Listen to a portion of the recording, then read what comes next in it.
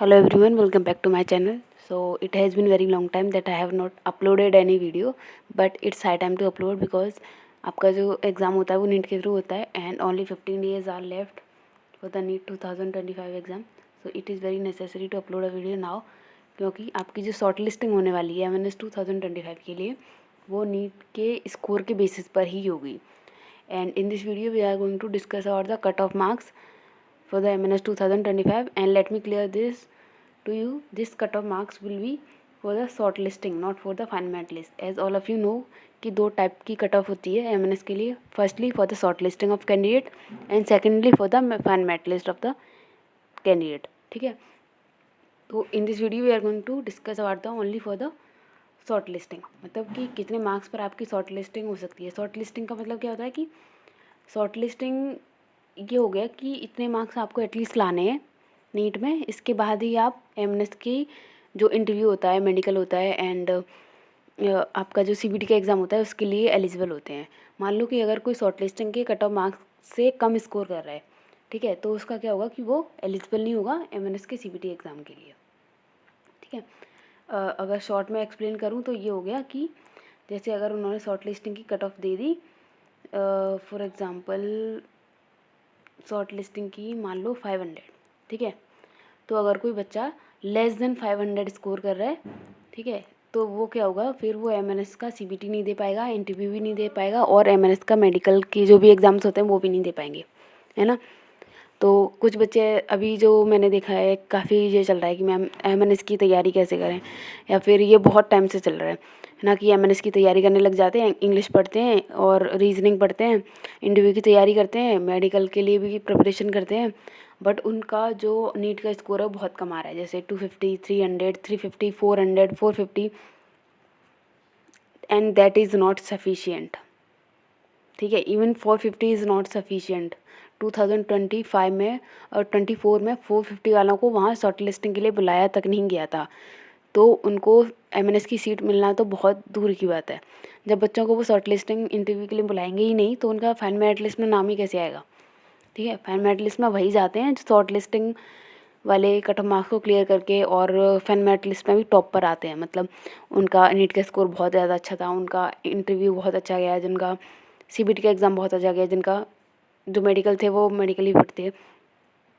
Only those candidate will make this happen कि उनका final merit list में नाम आ गया. ठीक है, ऐसा नहीं है कि आपका नीट का स्कोर 350 आ रहा है एंड आप अभी से एमएनएस की सीबीटी की या फिर एमएनएस की इंटरव्यू की या फिर किसी और चीज़ की प्रिपरेशन करने लगे. So that's not, I think that's not good. ठीक है, तो नाउ लेट्स जस्ट स्टार्ट कि एमएनएस 2025 के लिए कितने मार्क्स चाहिए एंड हम वो डिस्कस करते हैं अकॉर्डिंग टू द कैटेगरी.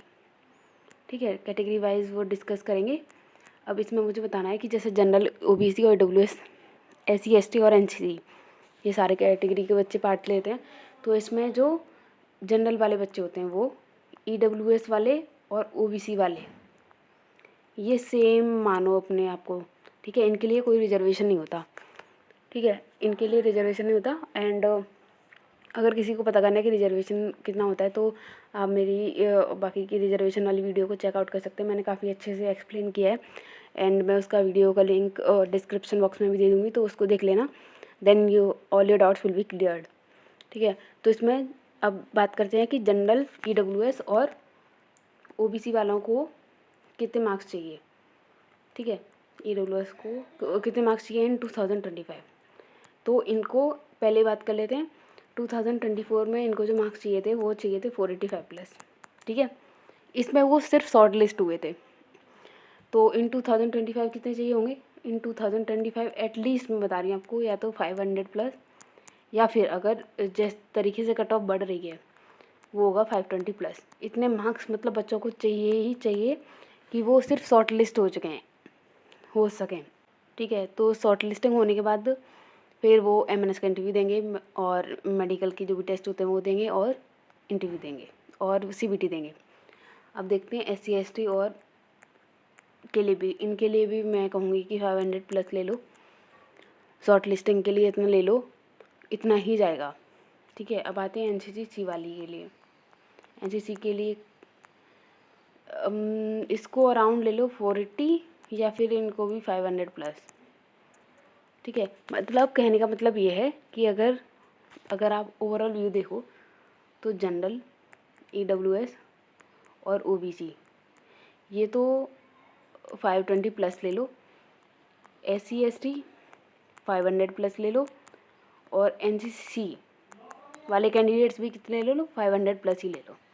ठीक है, क्योंकि इसमें क्या होगा कि अगर आप इतना स्कोर करेंगे ना भी, क्योंकि 15 दिन बचे हैं, 15 दिन में आपको रिवाइज कर सकते हो, एटलीस्ट 2 टाइम्स कर सकते हो मिनिमम, और हो सके तो मिनिमम करना तो आपको कम से कम 3 या 4 बार चाहिए, क्योंकि अभी तक आप सारा सिलेबस पढ़ चुके हैं, क्वेश्चन प्रैक्टिस भी कर चुके होंगे, और मे भी हो सकता है कि आप मॉक टेस्ट भी लगा रहे हो, तो जल्दी जल्दी आपको रिवीजन करने की भी आदत पड़ेगी होगी।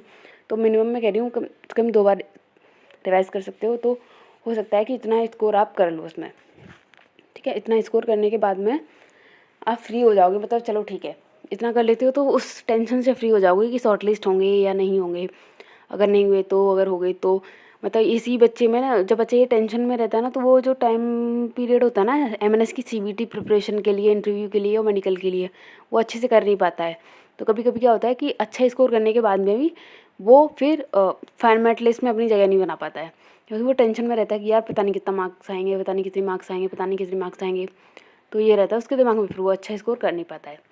इसलिए कह रही हूँ कि इतना कर लोगे ना तो फिर टेंशन फ्री हो जाओगे कि चलो शॉर्ट लिस्ट हो जाएंगे, फिर उस नीट के एग्ज़ाम के बाद 1 हफ्ते का रेस्ट लेके आराम से फिर MNS CBT की प्रिपरेशन आराम से कर सकते हो, फिर आराम से टेंशन फ्री माइंड से आप MNS के लिए पढ़ोगे। तो इसलिए मैं कह रही हूँ, ठीक है। और इतनी हाई कट ऑफ क्यों है वो मैं बता देती हूँ कि 2022 में जो वो रहा था ना जनरल और OBC और EWS के लिए, वो तो 360 प्लस रहा था या 360 रहा था। ठीक है, SC ST के लिए ये कितना रहा था, 280 प्लस। ठीक है, और NCC के लिए भी ये 280 प्लस ही रहा था। ठीक है, बट इन 2023 क्या हुआ कि ये सबके लिए हो गया 360 प्लस, मतलब 360 प्लस बिलो 360 उन्होंने किसी भी बच्चे को क्या किया, शॉर्ट लिस्ट ही नहीं किया। ठीक है, और उसके बाद में फिर 2024 में तो कुछ ज़्यादा ही हो गया, ये चला गया था 485 प्लस। ठीक है, तो ये इन 2025 ये 500 से नीचे नहीं जाने वाला, इतना तो भाई जाएगा ही जाएगा। अगर इससे से कम स्कोर कर रहे हो तो फिर गड़बड़ है, इसमें शॉर्ट लिस्टिंग में भी गड़बड़ है और इसमें फॉर्मेट लिस्ट में भी गड़बड़ है। 500 प्लस लाना ही पड़ेगा। अगर अभी किसी ने नहीं किया है तो रिवाइज कर लो, 1-2 मॉक लगा लो, मॉक ना लगाओ तो मेरे हिसाब से प्रीवियस ईयर के क्वेश्चन कर लो, तो प्रीवियस ईयर के क्वेश्चन बहुत इंपॉर्टेंट है। PYQs आर वेरी इंपॉर्टेंट, तो जितना कम उतना कम, क्योंकि एक तो इससे ये पता पड़ जाएगा कि कौन से टॉपिक से ज़्यादा क्वेश्चन आते हैं, दूसरा पैटर्न, तो ये सही रहेगा। ठीक है, इसके अलावा अगर कोई और डाउट है then let me know in comment section, I will explain, and अगर कोई और हेल्प चाहिए तो वो बता दो। और रिवीजन के लिए मैं अभी आपको ना बायोलॉजी के लिए बता देती हूँ। बायोलॉजी में कहाँ से करना है, बायोलॉजी में 2 पार्ट है ना, बॉटनी और जूलॉजी। तो बॉटनी और जूलॉजी कर सकते हो गर्मा मैम से, ठीक है, और बॉटनी कर सकते हो विपिन सर से, ये काफ़ी अच्छे टीचर हैं दोनों, या फिर विपिन सर के भी ये बॉटनी और जूलॉजी दोनों के लेक्चर पड़े हुए हैं। ठीक है, मैं क्लियर नेम लिख देती हूँ, विपिन सर एंड गर्मा मैम। ठीक है, अगर केमिस्ट्री और गरिमा, अगर केमिस्ट्री और फिजिक्स के लिए चाहिए तो वो भी बता दो मुझे, मैं उनके भी नाम बता दूँगी टीचर्स के, मतलब जिनसे आप रिवीजन कर सकते हैं। ठीक है, so that's all for today and thank you for watching this video. Please like, share and subscribe my channel. Okay, so thank you, bye bye.